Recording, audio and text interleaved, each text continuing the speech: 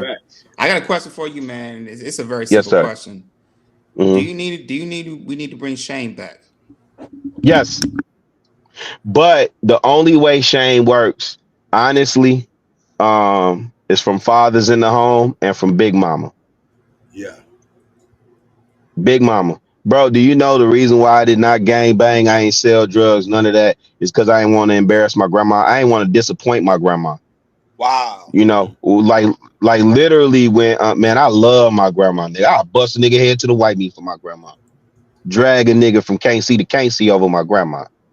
When niggas would sit up there talk about, now we don't get it twisted. I did like little goofy stuff, like, you know, we got mad somebody wouldn't hire us one time and threw rocks in their window, right? Busted out a couple windows and I got in trouble for that. But I'm talking about the type of stuff that'll get you thrown in jail. When crack rock first hit, and I ain't gonna say old boy name, but it was my uncle friend was like, man, I'm gonna front you this 8 ball. You go do this, bring this back, and then you can re-up and make this, and this. You see how I'm driving right now? You could be riding this too. You see me with these Jordan 3s? Yeah, you could be riding this, you know, with this too. Woo woo. You see baby over there, and it'd be like a hot chick from the block that everybody done ran through at this point. Yeah, you can get one. I said, man, what if my grandma, like, what if I went to jail and my grandma had to come get me out of jail? Man, I can't do that to my grandma. That'd break her heart. Yeah, we need to bring shaming back. A lot of heifers in my family didn't do half the stuff that other heifers was doing because they didn't want to disappoint grandma. They didn't want that. They didn't want that. Also, they definitely didn't want that finger wet. You know what grandma used to do, fam? Grandma used to come in the house and say, I had a dream about fishes. My grandma, I remember, hey, I got cousins. My aunt was pregnant, but we ain't know. And my grandma used to be like, which one of y'all wench is pregnant? Because she had a dream about fishes. And fishes meant somebody was pregnant. And she predicted almost every woman in our family that was pregnant at a time. She predicted Wow, almost that's every woman. crazy.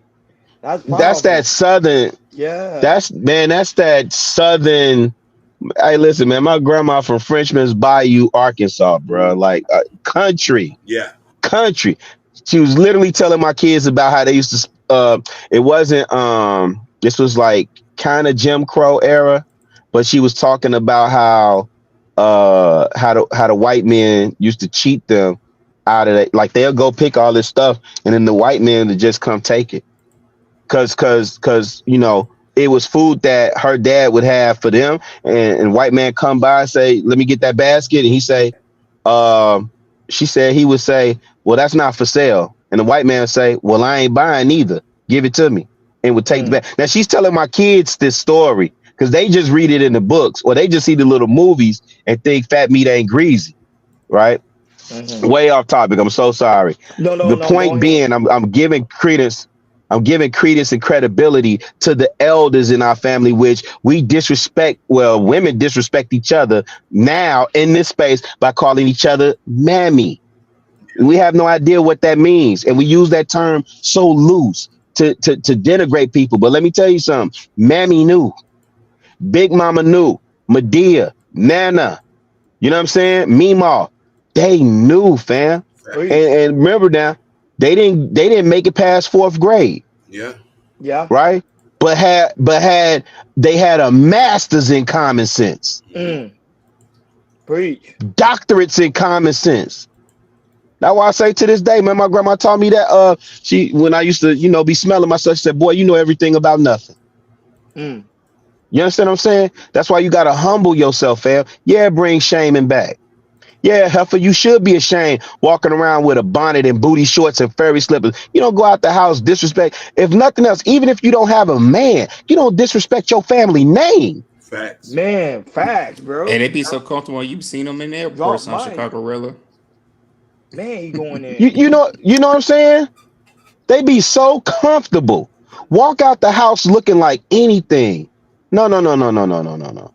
You don't, that's one of the first conversations me and my lady had is that, we represent each other. Now, when she got my last name officially, hey man, that ain't for play. That ain't for play. That last name means something. My kids, I don't play about that. You're not finna bring no shame to my name. And to this day, again, I tell y'all, my neighborhood that I grew up in, I'm still active there. The house that we have in the family where my grandma lives to this day, we didn't have that in the family 50. We didn't have that house 50 years. Okay, Wow. so 50. Our name means something in that neighborhood. Is my point. Yeah. Mm. Even with everything that's going on with one of 1, 2, 3, 4, I think five of the original, from when I grew up, at least 5 of the original families that's left on that block. Like it's 5 families left on that block. Mm-hmm. We're one of those families, and like I say, our name means something. So when I go to my alderman office, my name means something. Now, if I was going up there thugging it out, and you know what I'm saying, I don't know how to articulate. No, I'm just, yeah, you know what I'm saying, yeah, Joe, cause you know what I'm saying, we need this.